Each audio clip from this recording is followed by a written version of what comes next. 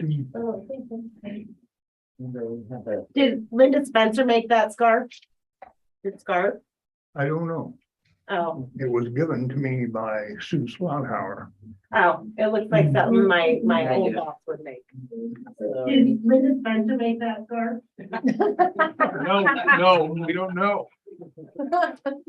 It's a mute, YouTube. I did everything. No, we don't. Now it's on the way. I know she didn't make it for me Yeah. due to the fact of our relationship. She made me these little fingerless gloves. They're cute. Are we ready? What do you think about the views? Small.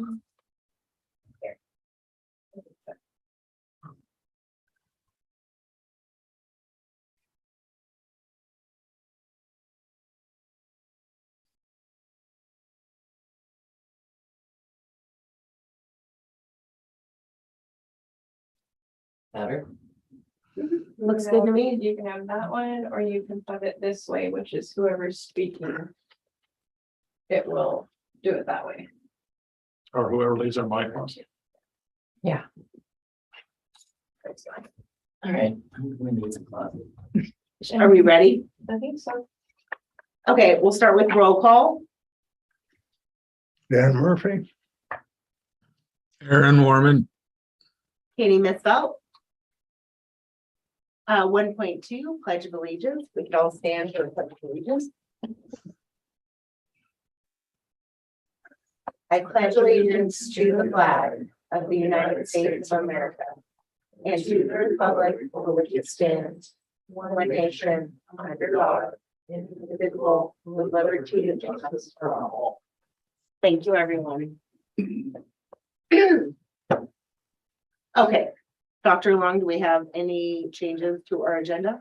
I do not believe we have any changes to our agenda other than, oh, I guess. Under personnel, we're also adding high school wrestling coach.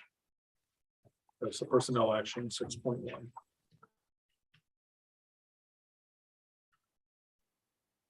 Okay, so with that addition, do I have a motion to approve the agenda as presented? I will make a motion to present the agenda as amended. Thank you. I'll second. All in favor? Aye. Aye. Aye. 2.1, correction approval of the regular meeting minutes for October 10th, 2022. Did anyone see any corrections that needed to be made for the minute?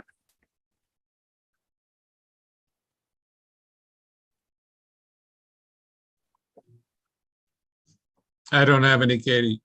Thank you, Aaron. Make a motion to approve the minutes.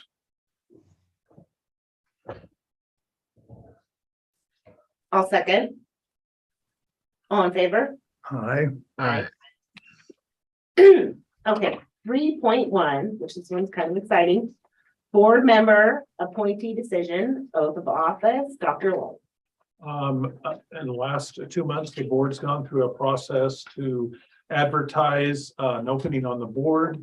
At the last board meeting, the board interviewed 2 applicants, Mr. Chris Mathis and Mrs. Bonnie Freeman. And having given a month period for people in the community to give feedback to individual board members, tonight, I believe the item before the board is going to be making a decision as to who to appoint to about through June 30th, 2023. This is an appointed position, and excuse me, and then it will be up for re-election in May, a filing date sometime in March. So with that, I think I'll leave it to the board to decide how you want to proceed. Okay, so I'll leave it to how you guys want to do this, but I spoke with administration. They said it might be best for us just to go around the table and say our first and second nominations. My first would be Chris Mathis, second would be Bonnie Freeman.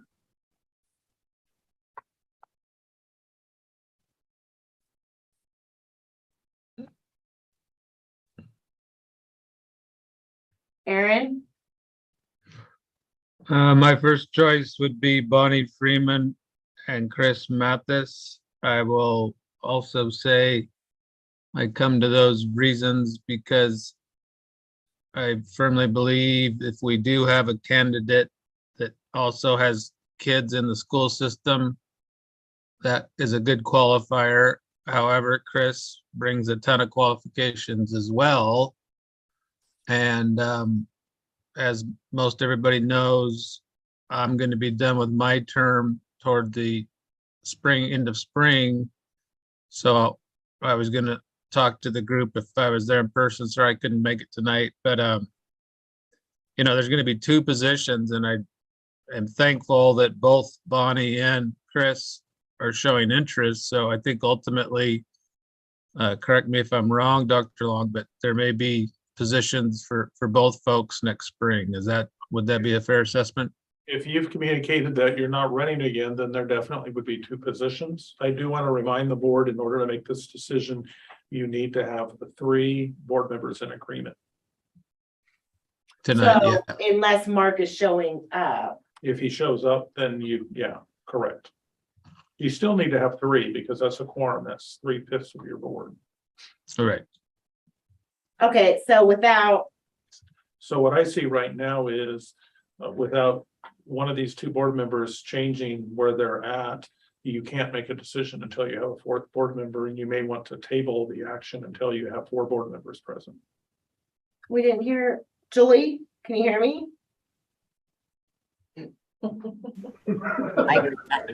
I can hear you. I did not hear from Mr. Carlton, but I can certainly text him real quick for you. Okay, please do. Can we table this till later in the meeting in Yeah, case Mark because shows up? you can't make a decision. I would put off the decision until you have 4 board Okay. members. Thank you for being here, Chris. You're welcome. Okay, so for now, we're gonna move on. Sorry about that, guys. 3.2, Butte Falls Charter School Natural Resource Center, Mr. Carlo. You can come up here, Mr. DeCarlo. You can.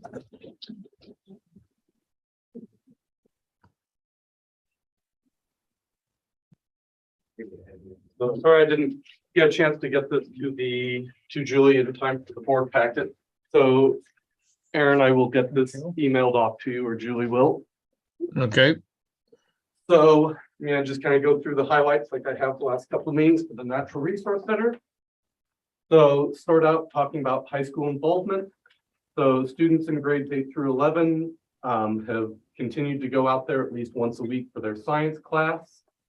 And one of the exciting things for me is that we've been using different spaces out at the NRC. So we have had spaces both inside and outside that have been utilized.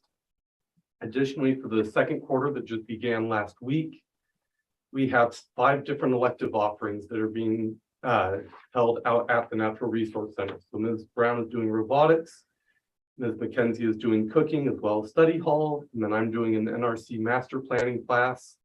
And then I will be joined by Ms. Armstrong to do outdoors, or I'll be joined by her to do the outdoor prep and then outdoor school prep with me. So the master plan class, I wanted to kind of highlight what we're doing. So we're actually putting together a master plan using what's already there to kind of propel the Natural Resource Center forward. And for me, it's really exciting to see students actually being able to take part in some of the planning pieces. And so Ms. Armstrong, who I referenced a minute ago, is a school improvement specialist with the ESD, and part of her role is helping rural schools to be able to facilitate learning for students in new and different ways. And so she has offered her skills as a landscape architect, that's what her degree is in, to be able to help kind of map things out in a quite literal sense for students, and then have them be able to give input through that. Also, the 2 pictures that you see on the page there are from this last Thursday, November 10th, when we had 8th and 10th graders who were out there. They participated in both science and language arts activities in the morning instead of their normal core subjects. And then towards the middle of the day, they actually planted some willow plants that were originally supposed to be planted up by Midco Pond, but our contact kind of fell through for that. So we were able to make the best of it, and they actually had a really good time, and they got some kind of service learning as well as then some science learning about that. Elementary schools continue to be involved. They're kind of taking a more measured approach right now to being able to be out there, and some of it's dealing with logistics of being able to get busing out there, being able to make their schedule work in ways that they're able to be out there. We also have had some continued community involvement. So I wanted to recognize that we did have, after our last meeting, we talked about that there was going to be a time for parents and community members to come out. And we had several people come out to be able to help us with some of the different projects. Specifically, I'd like to thank Steve Misfelt, Jake Hammond, Greg Culver, Terry Tice, who actually was a neighbor of one of our students who was really interested in what we're doing at the NRC and wanted to be involved, came out. And then also, last but not least, Emily Gettle, that they all were able to come out and help us to get some of those bigger scale projects worked on and got quite a bit done. So that was a really exciting day for me to be able to see, as we are able to have in some opportunities like this for community to be involved in what we're doing. And they will also, the community will have an opportunity to help design some of the things with this master design class. And that's the last piece I kind of want to leave for the board specifically, is just to give you a heads up that either I or one of my students in the master design class will be reaching out in the next couple of weeks, because one of the pieces that we'd like to do is interview the board members to see what your perspective is on the NRC. So going forward, that we want to get that captured and recorded. So be looking for that. Otherwise, I'm pretty happy with where we're at, that we're definitely moving forward. Students are excited to be out there. We had 1 week where there was a day I wasn't able to take students out there that we were scheduled to, and you would have thought that the world was coming to an end, because students have already gotten used to the idea that they should be going to the NRC for science at least once a week. So that was disappointing for them, but it was kind of exciting for me to see that they really have taken interest in this. So I would be willing to entertain any questions from any of the board members about what we're doing.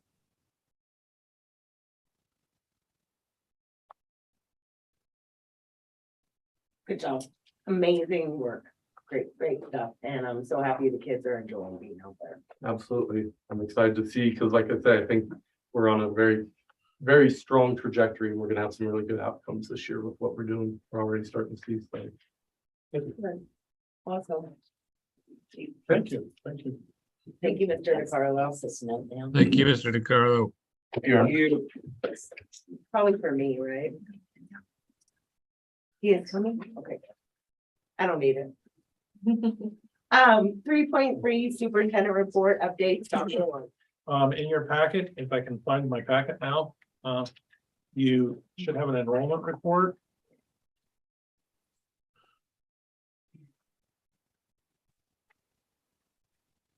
You can see our enrollment as of October 31st was up by 1 student to 193.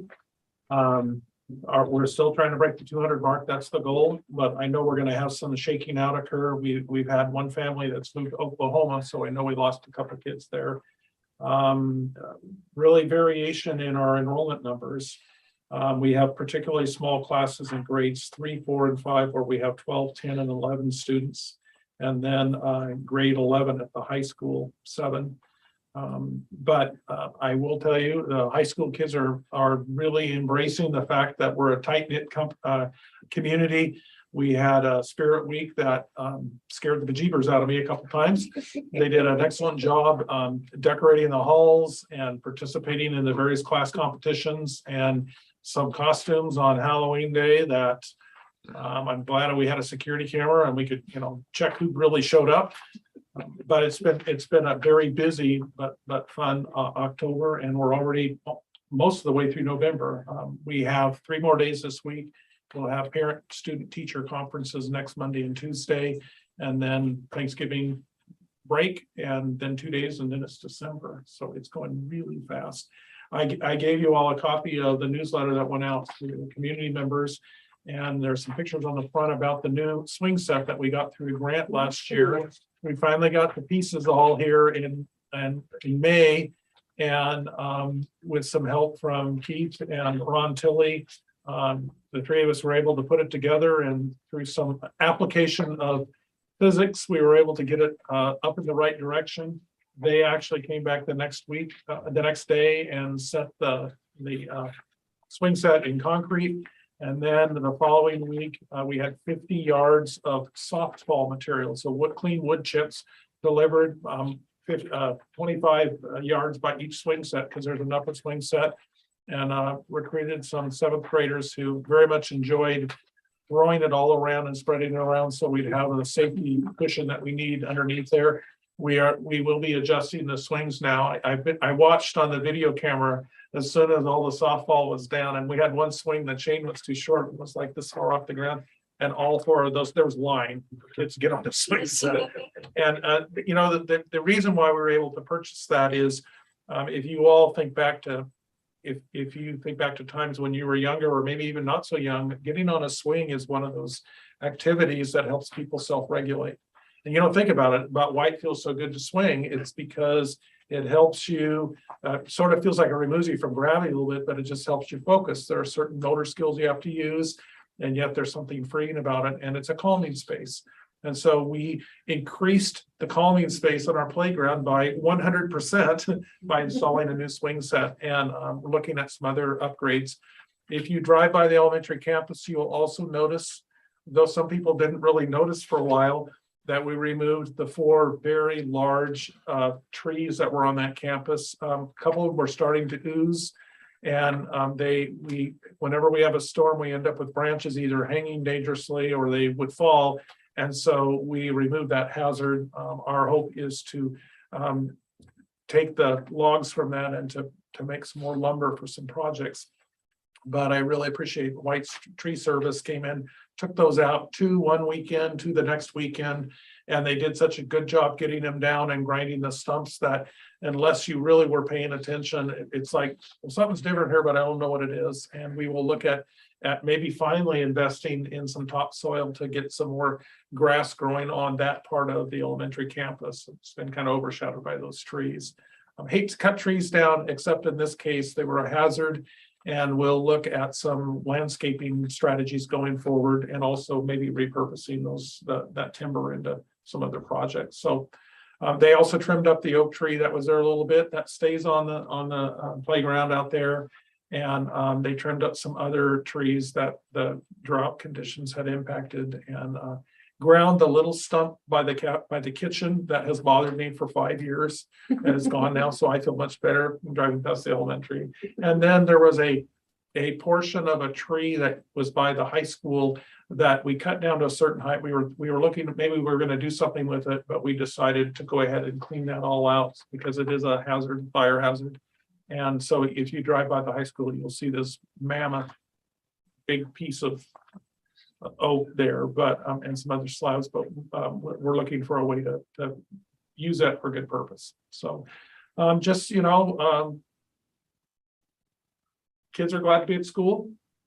We've had excellent attendance at the high school, even with Halloween candy and all of that. And I'm really grateful to have some educational assistants who we've been able to get as registered teachers teaching some courses for kids. If you were to go into the computer lab and look up at the ceiling tiles, our art class last quarter, their culminating project, 2 kids to a ceiling tile. They painted ceiling tile art, and they did the installation the following week, and we'll enjoy that for a while. And then we'll see if it challenges some other kids to do some things like that. So yeah, that's any questions from the board? It's the small computer lab. Yeah. It's the English classroom now, no? Well, it's the new computer lab. That was the old computer lab because the English class, they flipped. We put English in the big room, yeah. Because we don't need to have a computer lab because every kid has a Chromebook. So we really use that for some digital stuff going on and some quiet area for kids to work. So, Yeah. Dr. Long, Yes, sir. what became of the black walnut at the elementary? Did that one come down or that one's still standing? That one's still standing. Yeah, that leaves all that slickery stuff down on the ground. Are we leaving that one for a while or? Yeah, we are for a while. It isn't Okay. going to be a hazard, and Okay, other than it gets really slippery when the leaves come down. right. My seventh grader came home with a pocket full of kind of rotting walnuts that I found like weeks later. Yeah, well, I will tell you, it was a little pitiful when I went out yesterday. Or this morning and to check just to make sure that the tree stuff was all cleaned up. And where the tether ball is, the tether ball was gone, but someone had tied on a piece of wood.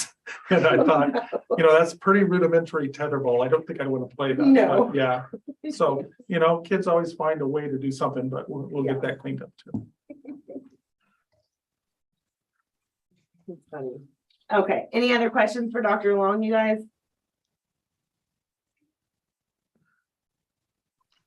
3.4 charter school staffing update, Dr. Long and Ms. Frey. I just want to interject. We did have a resignation from our seventh grade teacher. Trina Fry has been with us. This is her 4th year. She has, I think it was her 4th year, maybe starting her 5th. She has been a 4th grade teacher much of that time. And this year she moved up to 7th grade because our numbers were low at 4th grade and we needed a 7th grade teacher. I've talked with her quite a bit, and for personal reasons, she's just feels she needs to step away effective December 15th. So we have posted the 7th grade position. And that is a piece that I probably need to add as a 6.2 on here would be to accept her resignation. She, licensed staff are required by law to give 60 days notice. She gave more than that. I was looking to see if there were some other options she wanted to pursue, but she did give me notice in plenty of time, and we've been working to hire that. And when we get applicants, we'll be interviewing. It'll be a temporary position for the rest of this year. Really sorry to see her go in that. She's been just a solid teacher with kids, but I respect her choice and want to honor that. So that will be 6.2, accept the resignation of Trina Fry, effective 12/15. Do we have to make a motion to add that to the At that, you know what, we can add it at that point.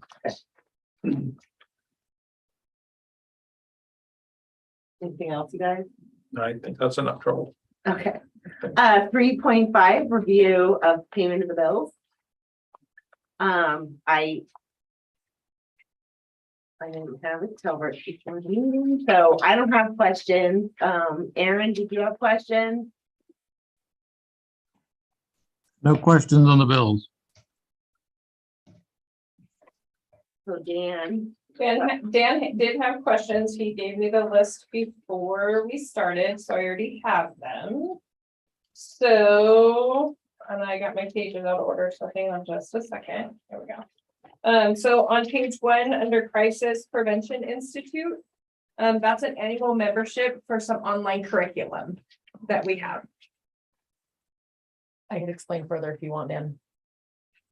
It's training for de-escalation of behaviors, or if students are unsafe to themselves or others, it's learning specific strategies to make sure kids are safe. Okay, Yeah, and it's an online and in-person training. The next one is on page 2 under Hunter Communications. That is your monthly internet charges. now, is that including some sort of an installation at that price? Not that one, not that one. That's your monthly internet that runs the NRC, the elementary school and the high school and the DO. So for the fiber optic lines. Okay, The next one is Mark's Plumbing Parts. A couple down page from 2. On page- yeah, on page 2, yep. Figured. A couple down from Hunter Communication. It was for the high school shower repair. So that was for parts to complete the shower, assuming the shower units that they You know put in what? new They- heads, new. They are an archaic plumbing piece, Yeah. and so to get pieces that work with that are very expensive, but we've been having ongoing leaks down there in the shower rooms from the shower heads and all that, so we're replacing all that out to quit wasting water and make it so it isn't a slipping hazard. Okay, The next one is on page 4. It's the 5th one down, for $1,440.61. This was on our US Bank cards. We have switched alarm companies. So we are now going with Vianet. They're a local company. And that was for the installation of their alarms for all 3 buildings. And I know it works because I get phone calls in Roseburg saying alarm XXX just went off. I'm like, oh, okay, well, let me see what I can find out. Well, Good. and I get calls at 1 o'clock in the morning Yeah. and from the county sheriff. And so I can go on our cameras from where I live and tell them what's going on, and we can sleuth it that way. We did hire a new custodian, and we're in the process of training him to be an on-site response person, but we're not quite there. And then I also have added to chains at each of the 2 school campuses, locks that have a combination that the sheriffs have, so they can actually get in. They don't have to have a key, they can get in because they like to walk around the outside of our buildings. And because we secure our sites at night, they can't always go look up close to the building. So that'll open the gates there. They'll be able to open the gates and go snoop a little more. Yeah. We have had a number of intruders. I've been watching the films. There is a fox that visits multiple times at the elementary campus. There is a skunk that usually follows about 5 minutes after. And if you were to talk with Keith, our custodian, he happened to be there early in the morning, starting his shift, and noticed the garbage can bag was kind of folded over, and he opened it up, and a raccoon shook hands with him. Oh. So it is a reminder that when our kids, they can't be leaving food and stuff outside, lunch pails or things like that, because there's a whole nother crew that lives in it. And that the bears are outside the fence, so yeah, no bears. We haven't had any bears on campus. now. They did visit our garbage cans, and they came, unfortunately for them, the day after the garbage pickup at the cafeteria, so it was empty, but it smelled really good, I guess. Yeah, so So they moved on. haven't thrown anything off, yeah. Okay, And the last one is on page 5. About halfway down the page, it was a credit for $138. For Amazon. Amazon has since changed their way that they do their billing. And it was discovered that we had some credits that were outstanding for some length of time that we didn't know about, but since they switched their billing, the credits were found. So we took those credits for some material that was returned. I think there was 3 different items that were returned almost a year ago. So, yeah, so we got a credit. yes, it was a credit. Yep. Thank you. You're welcome. And that was all. Those were the ones that he had for me. Thank you, Jan. Thank you, Rachel. Okay, I always skip past this one. 3.6 financial summary. I was gonna keep going, but I was gonna let you do it. So I'm unrelated. I got to spend about 45 minutes today with the personal finance class. I was asked to be a speaker at the personal finance class, which was kind of fun and different. I didn't realize that having a bunch of teenagers staring at you makes you so nervous. Oh, at the high school. I was at the high school. Yeah, I had mostly seniors and a couple of juniors. I think I asked them to raise their hands. So Actually, she was a financial therapist for them, as they started to deal with the reality of yeah, get paid this, but then you don't actually get paid that amount because there's the single taxes. I had My one, senior keeps coming home and talking about this. yeah, I had one student tell me, "Well, thanks for the good news." They're like, it's not good news. I'm like, well, now you know if your parents tell you no, now you know why. So it was fun and it was interesting. I think that they did get something out of it because we did a review, which I was very shocked at, that we asked them what the 6 payroll taxes were that were required to come out of your checks, and they were able to answer it. So it was pretty fun. I felt good. I was a little late because I-5 traffic was not to my advantage to get here, but it was really good. It was fun. So that was unrelated, but it was fun to do. Thank you for doing that. Yeah, it was fun. I will go over financials. So right now you guys are doing really, really well. You currently have about 4.25 months of operating costs, which they like you to sit about 6 months worth of operating costs. So That's increased significantly over the last several years. So I feel really, really good about that we just keep getting better and better at what we're spending and how we're spending our money, and the fact that we're able to offset some costs via grants or one-time funding to be able to do some major projects. So that's helping to support that fund balance in the general revenue. So with that, I will say, here's the tough part for me. I have received a promotion, and I am now the Assistant Business Director of Douglas ESD. So I will be leaving as your business manager. It will be a slow transition. I'm not going anywhere, but we have hired a new business manager who will hopefully be with me at the next board meeting. I'm not leaving the ESD. I will be training, his name is Josh, who will be coming on board. And so I will be training him. I'll walk him side by side. I will finish out the year pretty much side by side with him, go through budget with him. But I would suspect after that, he will be officially your new business manager. So congrats. Thank you. I'm excited. I feel like I'm leaving you guys in a very good position. I have indicated to Josh that my schools are my children, and I'm not just going to give them up to anybody and let them ruin everything that I have worked very hard for over the last several years.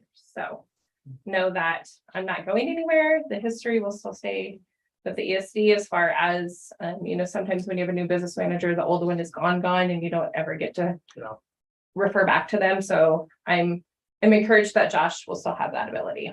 So I'm excited. So that's Congrats.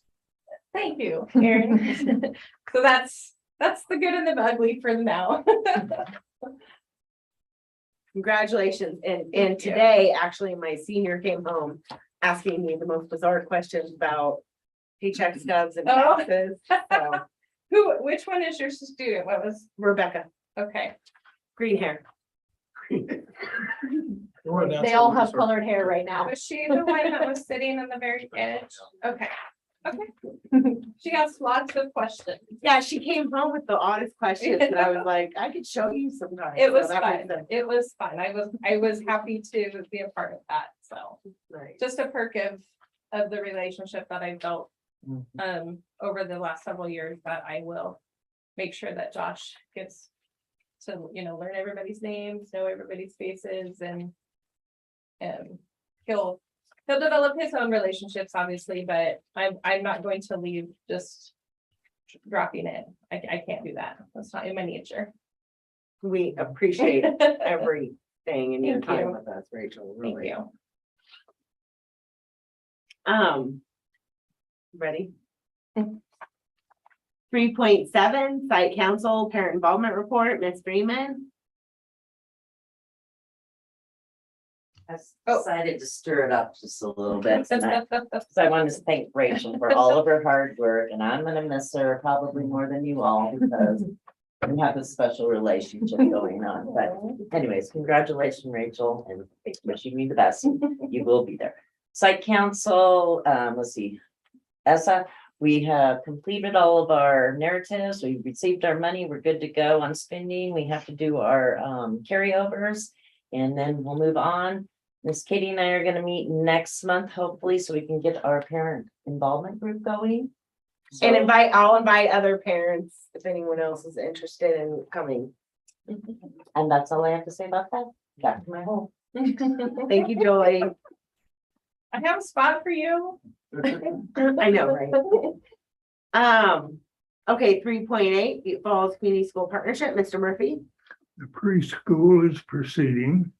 We are now seeking veterans' names, ranks, pictures, and status for a wall of honor that we're working on. And if you know some of the veterans of the area, The local. please let us know, because we have sheets available to fill out for them. And then we will figure out where we're going to put the wall. And it'll be somewhat like the Walmart one. Nice. That's our major project. We have a sign up sheet at town hall and we've already had a lot of questions about it and I think some additions, so. That's what we're gonna do. Was that it, Jim, Yep, for the updates? that's it. Okay, so we're gonna go to 3.9, public comment. Do we have public that wants to comment today?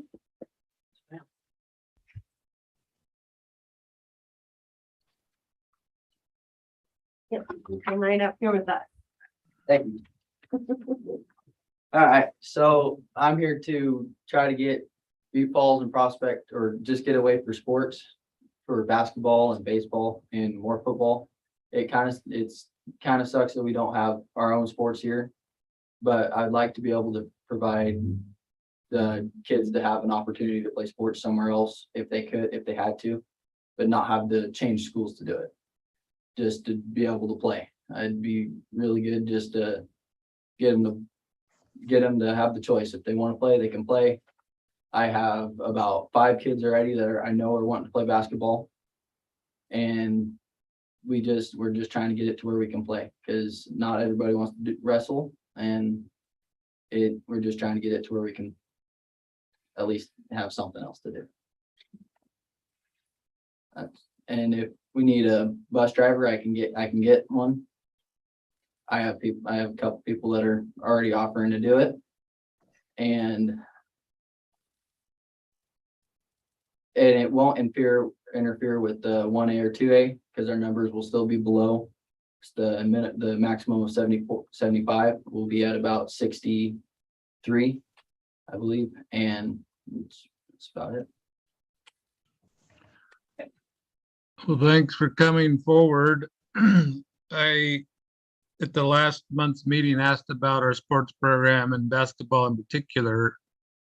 And I think we should have a discussion about it, Dr. Long, that what I was told last month was there was just nobody interested. So if we now have interested kids, what can the school do to help facilitate the interest? Well, it sounds like 5 makes a basketball team with no one, no 6th person. I think our hope was that if we could offer some of those sports that have smaller numbers on teams here, as opposed to going over there, because we are more likely to have interest if kids don't have to travel the 25 miles to Prospect. I think the board is aware, we actually do have an agreement with Prospect to co-op on sports, and it's a sport by sport discussion. The challenge for us is if we say, oh, we'll just do Prospect, then we will lose the hope of having teams here in our town. And we have been able to field teams at the middle school level because we've had the interest there, and we know that program will continue to grow as kids go into high school. But students and residents of our district, like this young man, are not benefiting from those large numbers right now. And so I do think that if a student wants to play a sport that we're not offering a team, what they need to do is to reach out to the athletic director and communicate that. And he is the person who coordinates with Butte Falls opportunities for co-oping. And then, of course, it takes administrative approval. So that would be Mr. Bowers would be the person to talk to, or to me. And has Mr. White sniffed that out already, or is this kind of the first? I mean, it sounds like we're kind of behind, but I would just like to see everything we can do to help facilitate the kids. Yeah. And if we could put together a 5-man team, we just can't be fouling. Mighty. Yeah, and you know, I mean, even in the past, we have had mixed teams where we had guys and girls on teams. I know that's not the preferred way, but that did allow us to have a team about 6 years ago, I think.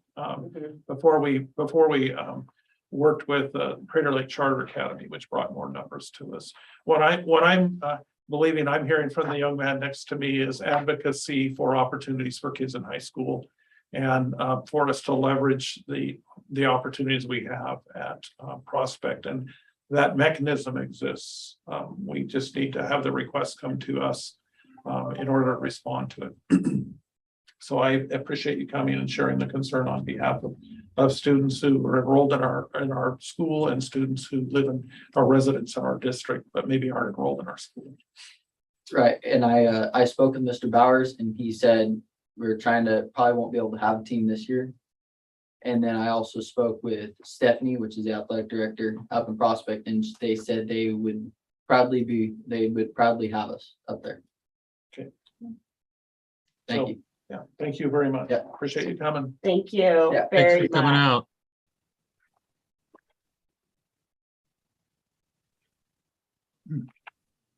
Any more public comment today? I have a couple comments and or questions, but should we do those at the end under the board comments, Dr. Long? Probably. There's an opportunity at 7.0. Okay, and then it looks like Mark's not gonna show, but if we No, wonder, comment. okay, Patience. He's here. Mark, right here, Mark. He's here. okay. You can sit up, you can probably sit over there, because Aaron's on here. Just because, I was like, wait. Katie. Around, I had a sorry. question. Okay, you're fine. We're still in public comment, actually, if you wanna ask a question, yeah. Last year, it was talked about having an open campus. But because of COVID and restrictions and all the other stuff that was going on, the campuses were locked down. We're back, we're out of it. A lot of the rules and restrictions are lifted. Are we able to have an open campus again, where kids can play on the playground, shoot hoops? We're still under the same restrictions in town. We don't have places to shoot baskets. It was talked about last year in hopes of opening. I was just curious where that was. Yeah, it is possible for us to open up our facilities after hours. The intent of the security improvements really were to secure the campus during the school day. I think you're probably aware the elementary campus is still open. I think people are trying to honor the staying off the campus because we haven't clarified that. Yeah. What we need to do, I'm certainly open to that. I think we need to work on tightening up some protocols because, well, if you came by this weekend, you noticed that we suddenly had an eruption of playground balls on our field. It's like they popped right out of the ground. And actually what happened is our custodian got up on the roof and threw about 30 balls off the roof. But in order to keep our equipment secure, we need to put in some procedures that we have things really put away. And then I think the campus can be open. We have cameras all over everywhere, we've been really fortunate. We haven't had serious vandalism since we put the cameras up. And I think just for the safety for even people in town who are using the facilities outside the school, then knowing that there's that level of observance and accountability. I don't see anything in the regs that preclude opening those back up truly. Yeah. One of the struggles we have is that people bring their dogs on our campuses, and particularly during football season. It's really not enjoyable for the kids to be practicing out on the football field and tripping over things. But then we also have skunks and foxes and other things too. So, if what we really need is people come on our campuses, and if they brought a dog, that they clean up after them. So, yeah. Thank you. Yeah. Thank you, Evan. Okay. 4.1, school board policy, section G. Personnel, hopefully everyone has already read through this and would have told Dr. Long any questions or corrections they had on it. So at the last board meeting, I presented you a packet with titled Section G Personnel Part 2. It's like the son of personnel policies, right? And it just keeps going, sequels. And I'd like to read into the record the policies that the board reviewed over the last month, that should you choose to move ahead at this point, you can make a motion to approve them, and then we would move forward on getting them updated. Here they are, and I'll try not to sound like Porky Pig with all the letters here. Policy GBN, JBA, sexual harassment, policy GBN, GBA, JBA AR, sexual harassment compliant procedure, policy GMN JBAAR 2, which is federal law title 9, sexual harassment complaint procedure, Policy GBNA, hazing, harassment, intimidation, bullying, menacing, or cyberbullying for staff. It's not telling them how to do it, it's what we do if it happens. And then policy GBNAAR, hazing, harassment, intimidation, bullying, menacing, or cyberbullying reporting procedures for staff. Policy GNNAA/JHFF, which means it also applies to students, reporting requirements for suspected sexual conduct with students. Policy GBNAA/JHFFAR, suspected sexual conduct report procedures and form. Policy GCBDA/GDBDA, family medical leave. And the associated ARs, GCBDA/GDBDA-AR, Oregon Medical Family Leave, or OFLA. Policy GCBDA/GDBDA-AR2, which is early return to work. Policy GCBDC/GDBC. Looks like the same thing. Oh, no, it's GDBDC. Domestic violence, harassment, sexual assault, or stalking leave. Policy GCBDC/GDBDC-AR, requests for domestic violence, harassment, sexual assault, or stalking leave. Policy GCDA/GDBA, criminal records checks and fingerprinting. Associated AR GCDA/GDDA-AR, criminal records checks and fingerprinting. Policy GCL/ I don't know why it's the same thing there. Probably it's supposed to be GDL, staff development, and policy GCN, GDN, evaluation of staff. Those are the policies with recommended updates, and turn it over to the board if you have any, if you want to have a motion, a second, and then you can have a discussion about anything, and then the motion would be to approve.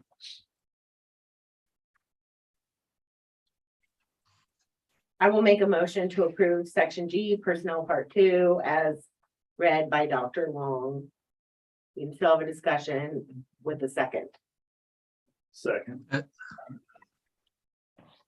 Anybody have questions or comments on this section?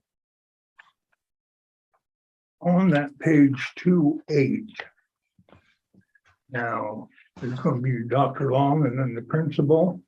You said your signatures have names of the reports and complaints of sexual harassment should be made to the following individual. It'd be the administrators in the district, yeah. Right. Mhm.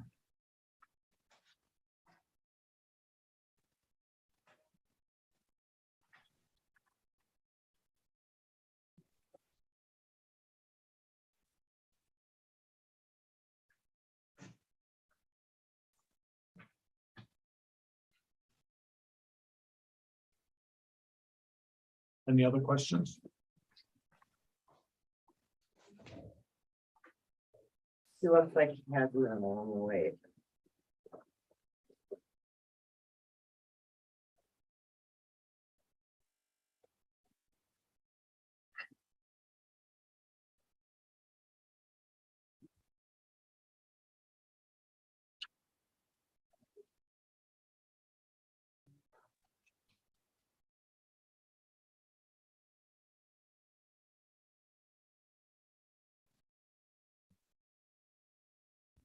All right, 6-8.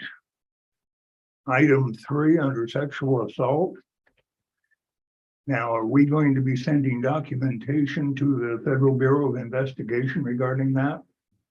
Only as required by the protocol, if required. I don't think that this is the federal procedures, if it's a grievance that rises to the level of Title IX sexual harassment.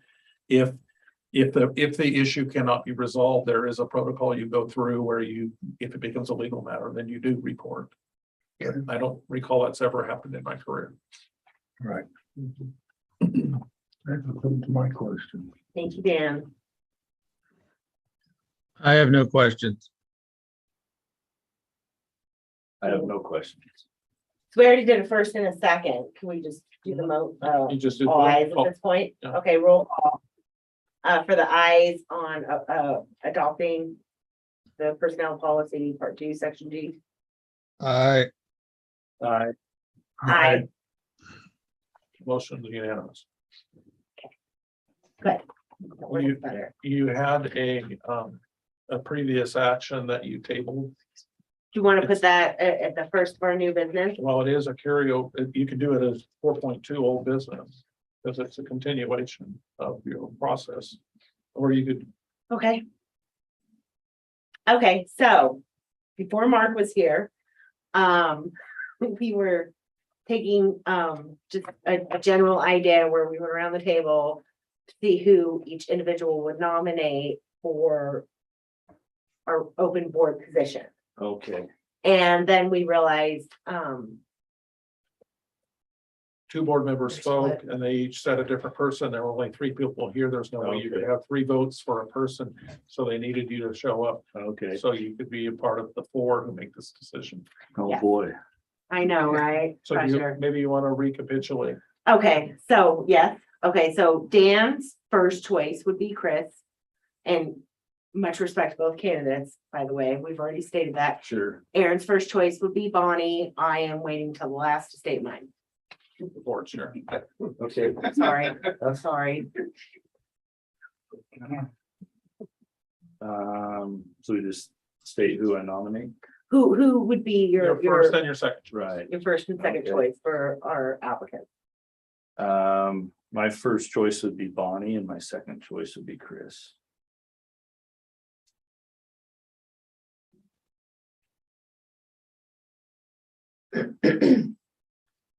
Okay, so, super duper appreciate both applicants and, I'm gonna have to be the tiebreaker here, and so, I'm gonna go with Bonnie. Thank you so much, Chris, for applying, and we have a position coming open in a few months. Thank you, Super Chris. appreciate it. Thank you for your consideration. Yeah. So you actually need to vote now because you surveyed everyone. So the motion would be to appoint Bonnie Freeman as the temporary board member for the remainder of this year. And then someone What seconds it. position are we looking at? I don't remember the number, but it would be the one previously held by Steve Nelson. That would identify it sufficiently. Three. Thank Three, you, I'm thinking of number Joy. three. This will set you free, three. Okay, I will make the motion, since it looks like we have kind of a majority vote here, that we are temporarily appointing Bonnie Freeman to fill position number 3 until our official election date. So that's your motion and you need a second to that and then you vote on that. I'll second. All in favor? Aye. It's unanimous. I know you're at basketball, Bonnie, congratulations. She's actually on, she just got on, Oh. like 2 seconds ago. Okay. New business 5.1 OSBA Board of Directors, position number 5, election and action item. Before you continue, I'm just gonna do a parenthetical. I think, because she's distance, I wouldn't do it this way, but at your next board meeting, she needs to take the oath of office. Oh, the office, you're right. But she- I wasn't even It'd be considering best if she that. did that in person, but she should do that in person. Can we have her do the oath of office at the next meeting? Just- Bonnie, can you hear us? You see your name. She might not be connected to Yeah. the talking part yet. I'm here just on Zoom. She would have to do. Yeah, that. she's not, okay. Okay. So let's swear her in at the next Okay, meeting. Okay, OSBA Board of Directors, position 5 election. We didn't share this with you, but Mark and I attended a meeting earlier in October. And it was a regional meeting put on by OSBA. They had a number of things they updated board members on who were there. But they also had 3 candidates share. They all want to represent a board position 5, which is our region. The 3 representatives who wanted your consideration were Don Watson, Sherry, is it Cheryl or Sherry? Sherry Strittenberg. Strittenberg and Ray Williams. And they all got up and spoke articulately. You were there, Mark. Do you want to? Yeah, give feedback? I tried to recap briefly on what they each spoke for. So Ray My note said Ray will represent kids and boards. Was kind of his theme. Dawn was gonna push for local control. And Sherry. His goals were to keep the priorities aligned, so. Making sure that. I guess the priorities. For the kids get all the way to Salem. Or the OSBA. There's in your packet is a page, picture of them, not that you're voting, it's not a beauty contest, but if you might have met these people, that would. And really what we need tonight is we need the board to select one of these people that you would, like to represent this region. So one thing I would say, I don't have any knowledge of Ray or Dawn. I think Dawn's been our representative. He's the incumbent. And I know the little bit I know about Sherry is she is not sure the best way.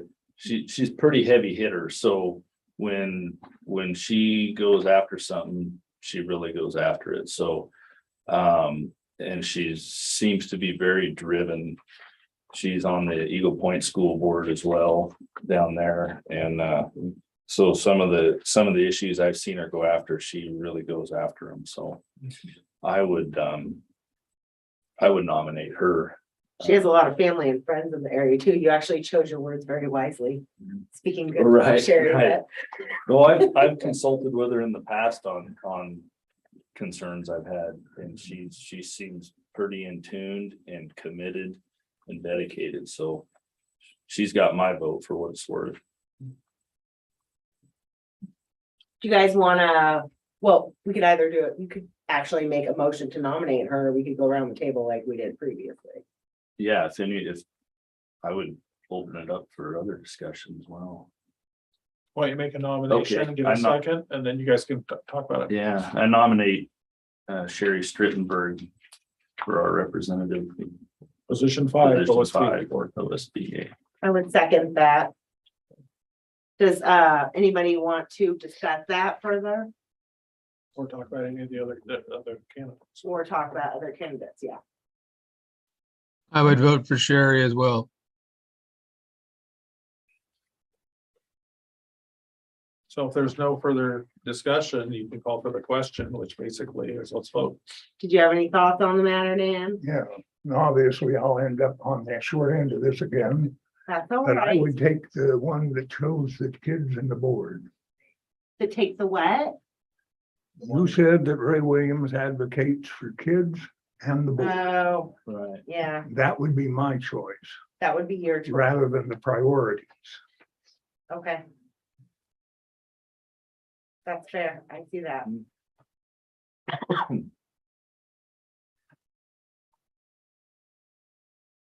Do we have further discussion on that, you guys? The reason, and I would agree with Dan, that is the priority. The reason I leaned towards Sherry was I know her level of dedication. I can't say that for the other two. As far as the energy they're willing to put into it. So. That's just my comments on that. Well, you need 3 for it to pass. So if you vote and you don't get 3, then you, We have a first, second, so just go around and do ayes. Okay, so we're gonna take a vote on the motion for us to appoint Sherry Strittenberg at position number 5. And it's just the ayes at this point. I Aye. No, 3-1. You got that, Joy? So between Julie and me, we will communicate that to OSBA that represents this board's vote. Okay. okay. Thank you, everyone, and thank you, Dan. Okay, there are a couple other things on here too. There's a resolution adopting the OSBA legislative priorities and principles. And That's resolution 1, and then we fill out the rest of this. This is the report that I give them. So resolution 1 is in here.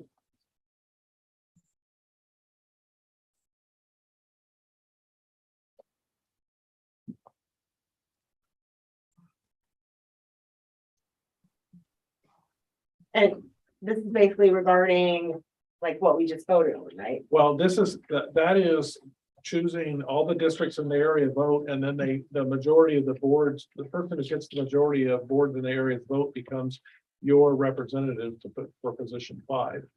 This second thing is that the OSBA Legislative Policy Committee goes through and sets priorities for OSBA. That's what they're basically, they came up with this document here of what their policies and procedures. If you want more time on this, you could wait to vote till your next meeting. I would like to That was read really it short. better. Is that okay with everyone? Table it. Table it? Okay, the decision at your next meeting. Okay. Okay, Okay, and then 5.3, Oregon paid family leave third party administrator. Rachel. Yeah, so it's probably been a while, but if you vaguely remember, a couple years ago, Oregon enacted another new law that says that it's called Oregon Paid Family Leave Act. It's been stalled a couple of different times because the plan was not ready to roll out by the state. So it has been stalled. And now they have the plan together and they're ready to move forward with it. With that, you have two options. You can go with the state plan. And the state plan is basically you pay into the state pool. You start the deductions in January of 2023. And then the benefits become available to the employees in September of 2023. So you're basically prepaying the benefits before the employees can take them. The other option is you can go with an equivalent plan. The state says that you can go with an equivalent plan by a third-party administrator. We have had a couple of different companies present information. Actually, two different ones have presented information. One was extremely thorough, and that was American Fidelity. American Fidelity is also a third-party institution that we use here at Butte Falls for retirement, health savings account, flex accounts, optional insurances. So we have worked closely with American Fidelity for a while. What I need from you is, okay, so let me back up. If you go with the state plan, there's a couple of different things that happen. You have to start prepaying in January. So that will start costing the district and the employees money come January. That won't be effective until September. The other part of that is that they have to work anytime an employee makes a claim. It will work very similar to the way unemployment works. You make your claim. They go through the process of getting the paperwork from your doctors. You have to supply that and go through a claim process with the Oregon Paid Family Leave group. They hired new people for this group, and then they can either deny you or they can pay you the additional 12 weeks and a couple of other benefits. The other option is to go with American Fidelity. You would not have to start paying those contributions until September. So when the benefits become available, your contributions start. American Fidelity will then take over all of the paperwork, all of the claiming, all of the working with the state. They track what employees have available for leave, what they don't have available for leave. There is a caveat with this leave, and that is an employee is eligible up to 100% of their wages. So if their benefit through this plan is only 70%, and they still have sick leave available to them, then the district can pay them that 30%. And it's going to become very encumbersome and trying to track and catch all of that. Because I'm going to guess there's going to be a delay from the state. We have to do a declaration of intent before November 30th, so a couple weeks, of what plan we want to do, whether it be the state plan, or if we want to go with a third-party administrator. I'm recommending to the board that you guys go with a third-party administrator. American Fidelity basically takes care of all of it. They train the employees, they work with the employees directly. It basically takes, for this program, it takes a lot of stress and risk for heirs away from payroll and HR, because American Fidelity is already doing it. There's 9 other states in the country that are currently doing it, and American Fidelity is one of the top third-party administrators that are implementing this program. So I just need the board to make a decision of whether or not they want to go with the state plan, or if they want to go with the American Fidelity third-party administrator. And I can give you my recommendation, that's to do the third-party administrator. Is there a cost difference? Yes and no. So there is, American Fidelity does do a free component. And that goes up to not tracking each individual employee and where they stand if they were to make a claim. If they, let's say they have intermittent leave for whatever reason. So let's say if an individual is on chemotherapy and they take a week, a day or a week off here, come back to work for a day or two, leave for a day or two, that intermittent leave is not tracked with the free product. The other product is that they have is they do everything, absolutely everything. Train employees, work with the state, everything. All we do is I make a check out to American Fidelity each month on payroll, and they do the rest of it. That costs us $3 an employee. When I averaged it out, it was less than $200 a month that the district would have to pay. And in my mind, that is a cost that I would recommend to the board that you pay those costs. So we wouldn't have the employees coming to claim on us. You wouldn't have, yeah. There's still going to be a claim process, whether they have to go through the state and through HR and payroll, or whether they just do everything straight through American Fidelity. My recommendation is to go with American Fidelity because they are already in play with this program with the 9 other states that are already doing it. So they have a very good grasp on how this is to be handled, where Oregon is still making up the rules that's why it's been put on hold for so long. But as of January, the benefit to the district is that we don't have to, if you go with American Fidelity, you won't have to start making the contributions until September. So question, if we get 4 years down the road and Oregon's figured it out and it's a better option for us, is this a forever decision, or is this? No, it is not. So I will tell you that if you choose to go with the state plan, you're required to stay with them for a minimum of 3 years. If you go with American Fidelity, you have the option to change after 1 year. So what value does the state offer? The state plan? Okay, no comment. But it's free? Yes. But you pay for it. Right. We pay in other ways. You pay for. So How can I do this politically? I guess I why, don't believe that there's a value add with going with the state plan. right, okay. So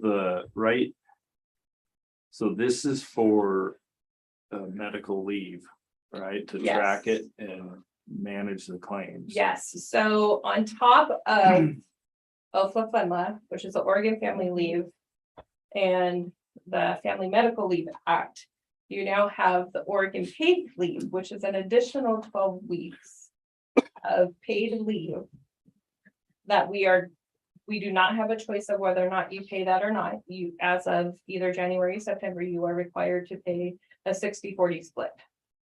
So does the employee also, is this a tax basically on employees? Is it a payroll deduction? It will be a payroll deduction, Which is a tax. which but- is a tax. It will look similar to But that, and what I don't know is if it goes under your taxable wages or not. Sure, okay. That part I Could be don't know pre-tax or yet. whatever. okay. Yeah. The reason why I'm asking is that there's sharing, cost sharing. What they're trying to do is they're trying to fund the money it's gonna cost for those cases that occur. It sounds to me like what you're really describing, we're trying to mitigate chaos over the next couple of years till this shakes out. What with American Fidelity, we have a fixed cost. They could adjust it in a year or two, depending on what real experience is, but it is a controlled cost for budgeting purposes. Yes. As opposed to. In addition, the district will save money by not having to contribute from January to August. Contributions at 60%, because the employer cost is 60% of 1%. So basically 60 cents of every dollar. That was my next question. If it was an employee and employer. It's a 60-40 split. That's my thought. So if the Okay. claims exceed what's been paid in, does American Fidelity pony up until those contributions Yes. match? It's Okay. all on American Fidelity. They have a big enough network that it will not come to that with all of their products that they have. They will service all of the payouts. I would say probably even quicker than the state would. So how are we currently tracking our, the time off that the employees already? So between the leave that's processed on payroll side, which every employee gets 1 day for every month that they work. So you have an employee that works 10 months, they get 10 days of leave. Anything over and above that 10 days, if they haven't banked it, they are docked. But by law, under the family leave, OFLA, Oregon Family Leave or Family Medical Leave, they're allowed to take up to, I believe, 12 weeks and then an additional 8 weeks. You're going outside my boundaries Right. because I'm not 100% positive, but I believe it's an additional 8 weeks depending on what the issues are that you have to be off of work. This falls on top of that. And this is paid leave? Yes. So how are we currently tracking? What mechanism are we currently using to track this? This paid family leave, Yeah, we don't have it. It does not go Well, into for that. our current leaves, we have a system Yes. where employees right. Yes. either complete a form or they enter Frontline. data. ASOP and Frontline, it's an online system. And so we have data, we keep data on all our employees and what leaves they use. But and how we're much not, it- yeah. we're not paying American Fidelity to do No. that. No. We're- No, Are we that's doing not it that's not- in-house? We're doing that in-house, and that's fairly Straightforward. straightforward. There's no complications to it. Mhm. Once you've used your leave, you're done. Period. And it becomes docked pay or if you, whatever the circumstances. And the are. value of that leave is fixed by our collective bargaining agreement, so we can actually budget, so we Mhm. can have a Right. fund for substitutes or for sick days and Mm-hmm. things like that. We know what our liability is. This new piece is an additional liability that's outside our collective bargaining agreement. But the state It's is. state mandated. It's, yeah, the money Correct. that we have to pay it is even outside our collective bargaining agreement. That the employees have to contribute something that's outside of it, it's state imposed tax. When it's used to, okay, so like if you did a medical leave for like, let's say. Pregnancy, that's used to come Sure. out of like disability or something, but now they're wanting the employee to pay it. Is that what? I'm- this is? It's so. Definitely. Is that Yes, kind of it? yes. Okay. So it used to come out of short-term disability. So if you had an employee that had a short-term disability plan, they could get their sick leave paid through, if they had sick leave available to them, Okay. and they would also receive short-term disability until their plan, whatever their plan was, ran out. Okay. This is an employee can take 12 weeks of paid family leave Mhm. and never once touch their leave. Their 10 State days disability or their personal. or their time. 10 days leave Got that it. they have with the district. Got it. Is this only public employees? No, Sounds like all. It's everybody. There are some caveats. Sure. That's employees less than 50. Then, and you fall over that. Because what happens is that everybody gets counted as employee. So your coaches are an employee, even though they're only here 6 to 8 weeks, but they get counted based on the state, they're considered employees. So with that, you fall over the threshold of the 50 employees, Okay. because I tried to go that route too. Oh, like a certain amount of employees, if you're under that, like the town. If you're under that threshold. Or under that, or even like the medical, yeah, Mhm. okay. So, Oh, go ahead. so it sounds to me like our safe pathway would be, your recommendation would be that we go with American Fidelity at least for a year, but Yes, but longer probably, but at least for a year. yes. And then we revisit this when that comes up for renewal, and we'll have more information on how responsive the state's been. That is my I recommendation. don't see any other options. I think you'll save money even at the couple $100s a month that you'll start paying in September. I believe that outweighs.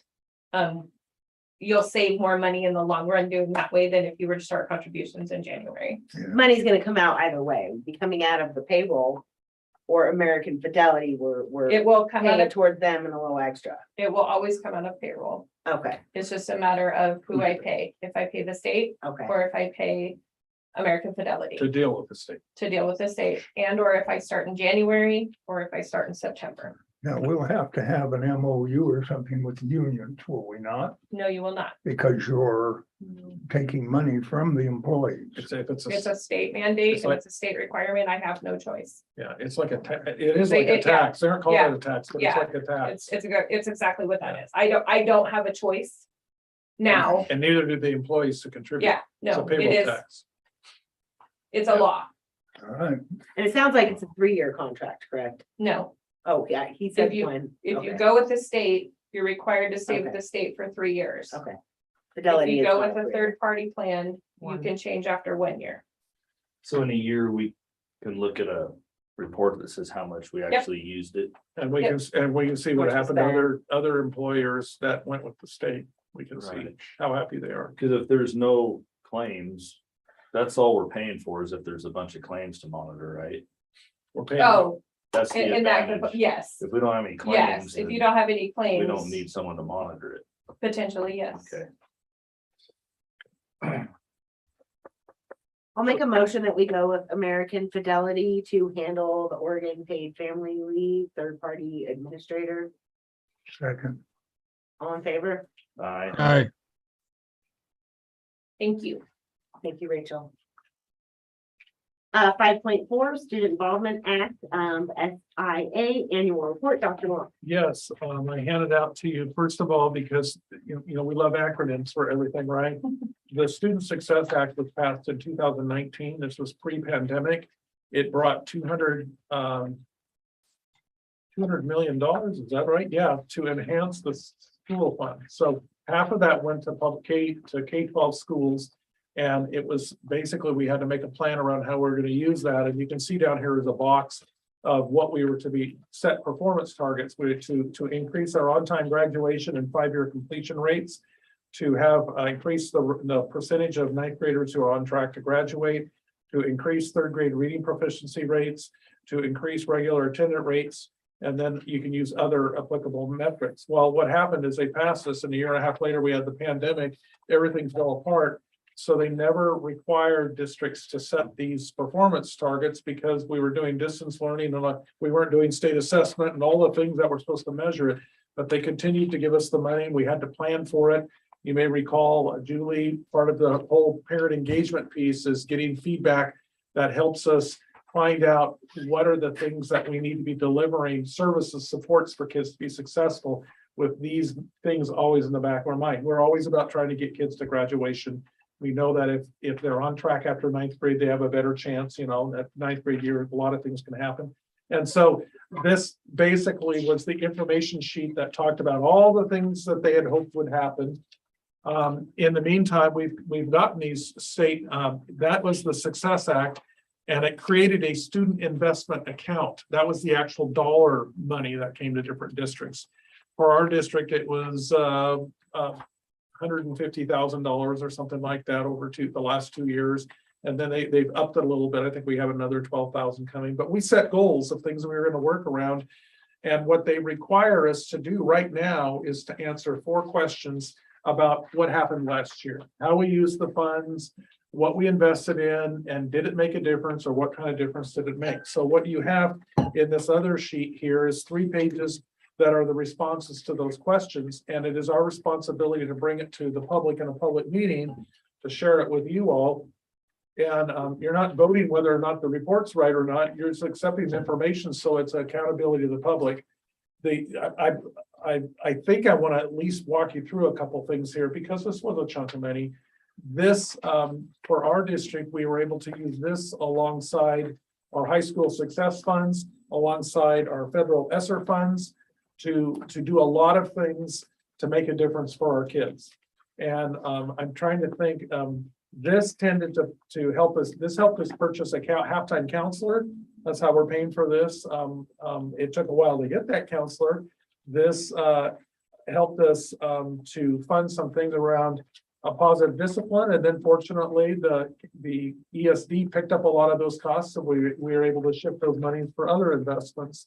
This, their focus is that we're looking at all kids, and making sure the kids who get overlooked, you know, kids of a minority ethnicity or special ed students or a variety, that we're tending to them. And so if you read through this, that's basically, they're asking what changes or behaviors or actions or policies or practices have you observed relative to the implementation of the SIA in this last year? How do these relate to your goals? We mentioned the fact that we had COVID and a fire, and that's why we invested in more support, educational assistance for our primary kids, in the psychologist, counselor, in positive discipline. Second question was, what barriers or challenges to implementation have you experienced that are helpful for your community and state leaders to be aware of, and how did you adjust your plan? One of our challenges we faced was simply filling positions, not only the new ones, but any positions. For example, it took 4 months for the ESD to recruit and hire a part-time counselor for our district. We've also had challenges filling custodial, facilities manager positions, a high school principal position, and talked about that because of our location. Sometimes candidates had to travel a long distance to get here, and the high cost of gas kept some people from applying. And then our focus on the fact that low enrollment impacted our funding. And then the next question, SIA implementation includes ongoing engagement with all students, focal students, families, staff, and community partners, however relationships with or between these groups changed or been maintained. We talked about when we returned to in-person learning, we had a listening session. The board led to hear from people about anything. We invested in a marketing firm, sent out over 5,000 brochures. We had an open house that was successful. We've increased our enrollment by just under 10% from a year ago. And that we plan to do more targeted engagement and use some ODE tools for engaging that they want us to use. And that's part of the parent piece. And then the last question is, as you think about what guided your choices and prioritization efforts in this year of SIA implementation, what stands out? How will what you've learned this year impact future SIA implementation efforts? One of the things that was very powerful out of positive discipline was the development of data teams at each of our schools. And that sounds really boring, but really what it is like at the high school, we bring all of our teachers together and we identify kids who either through behavior or academic performance or chronic absenteeism are having a hard time. And we pool the data we have on them and our knowledge and what's working and what isn't. And what other help do we need for that student, which is how we've gotten some kids to counseling. And then the ESD trainer who worked with us did some observations on how we're working with kids. And what we've seen from that is we're able to align our professional development to support the needs that staff has, and also to make investments in staffing that helps us meet the student needs. So that, in a nutshell, is what this is about. This will be posted on our website along with this information, but wanted to very publicly declare that we'll be submitting this report to the state. And we've been very fortunate to, I think the term is braid all of our grant funds to maximize the impact of that. That being said, it's hard work. So to receive these funds, do we have to change or do anything different from what we're already doing? We fortunately have been doing long-range planning and annual planning, and so we were able to incorporate our planning around this with our other planning to keep us on track with what our priorities are. And what I'm seeing now happen is, and Rachel hasn't said this, but they're anticipating that this revenue growth that has happened in the state through the pandemic. I mean, we're giving money back to taxpayers because there's extra funds, and the Constitution requires that. The revenue in the next biennium is not going to be as robust. And so the concern is as we flatline, as federal funds go away, how do we continue to serve and meet the needs of our changing student body and families? And there's going to be, as they want to request more accountability for the use of funds, the pushback from school districts, from boards and superintendents is, then you need to provide flexibility in all the requirements that you've added in the last 5 years of things that we need to do. I would say one of the pieces that happened was this regulation around requiring that all volunteers and employees be vaccinated or have a religious exception or a medical exception. That has hampered hiring, and particularly in rural areas where there tends to be more anti-vaccination sentiment. And I'm trying to hire people to work with our kids, and the pool is really thin. The requirements like that, the question is when are they going to change that rule? Because if they're going to tighten resources down, they have to give us more flexibility in how to run our operation. Right. And that is the pendulum here. What I'm pleased is through all this grant stuff, our district made some really good investments. The board's been very supportive of pursuing seismic grants, which are a fairly new thing in the last 8 years or so, which helped us get some capital improvements or repairs done. But now we're coming to the point where things are going to get tight, and we need fewer dictates about what we're doing if you're not going to fund us at the point where we can do what we need to do. So does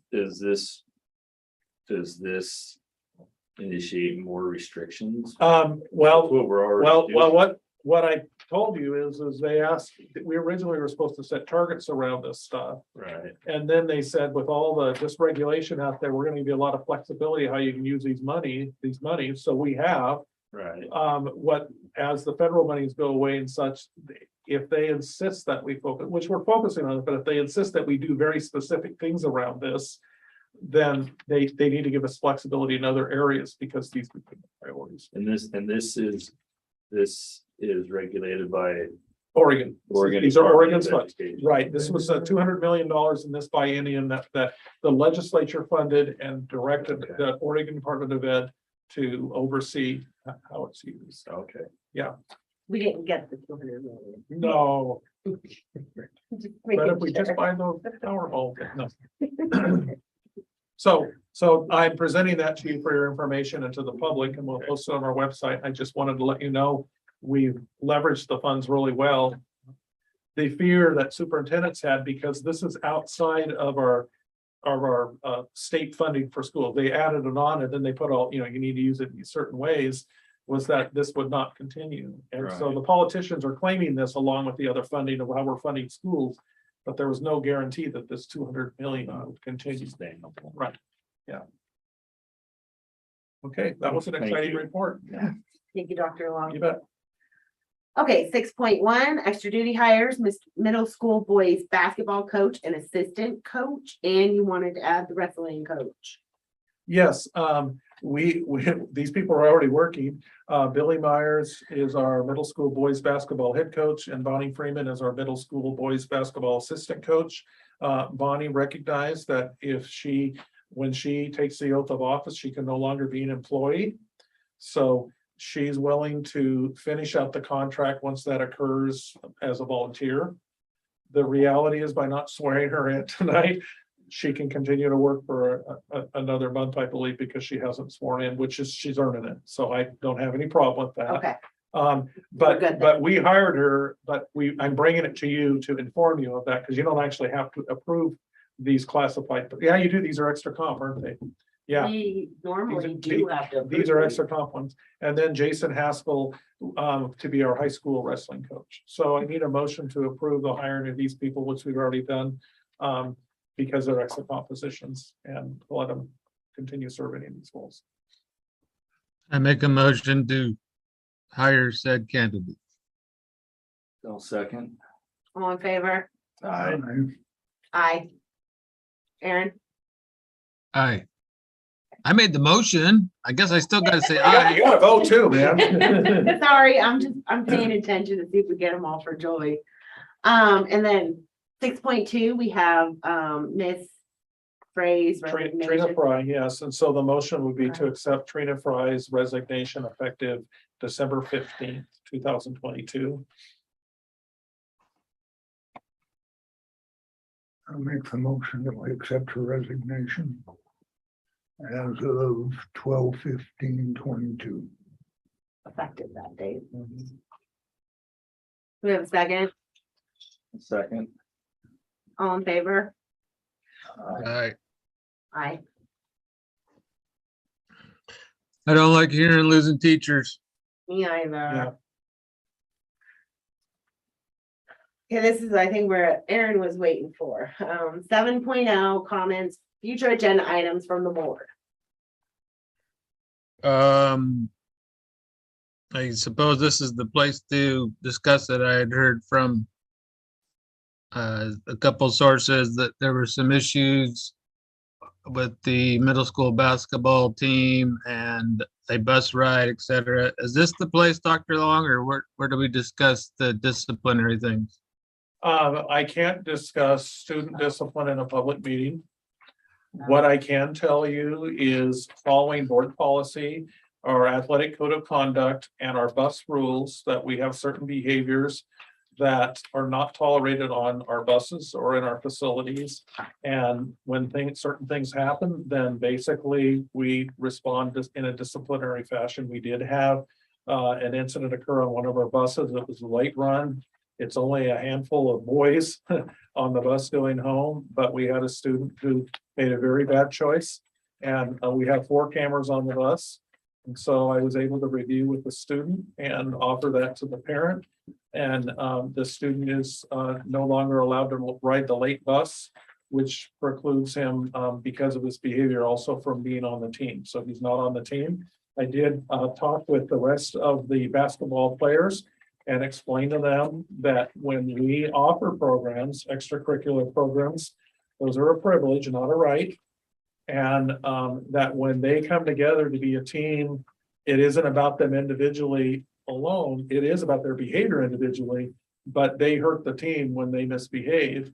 And when they are out on the court or visible to the public, they represent our community, our school, they represent their family, they represent themselves, and that becomes our reputation. And we're not in a position to offer quality programs if students don't follow through on that. We had an incident during football season at another school where those students represented their school very poorly, and it resulted in injuries to our students. And so we're not going to tolerate certain behaviors that are unsafe behaviors that would be distracting to a bus driver. And that's really all I could say in a public meeting about that. I think that was well said and informative enough for my curiosity. Thank you. And by the way, I like every student on that team, even the one who's not on the team. But it's not a matter of liking kids. It's about being accountable for our behavior and being safe. Right.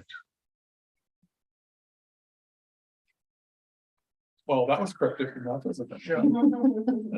I was sure he was asking about the other sports question. Okay. Aaron, was that it for your comments? Just, I guess one more comment that, which I started this replacement of school boards with is I'm glad to see Bonnie is on, but I'd really like to see Chris on there too. So I hope by tonight's actions and voting and stuff that, as we all know, I'll be sunsetting my position here and hopefully Chris doesn't lose interest. So let's hopefully keep Chris interested and we see him on the next election. Thank you, Aaron. Is that it? That's it for me. Anyone else have comments? I don't. You don't Thank today? No, No. no comment. I want to thank our public comments today. I will be following up on both of those, so I have information on it. But thank you for coming and commenting, you guys, and being here as an audience. And that concludes my thoughts. Thank you to the school staff and administration always. For keeping things going and keeping our kids learning and happy, so. We are at adjourn. Does anyone want to make a motion to adjourn? Make the motion to adjourn.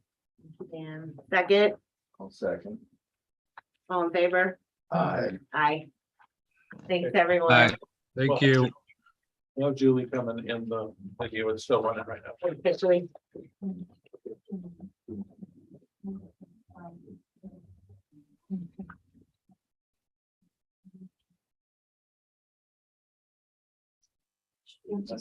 They must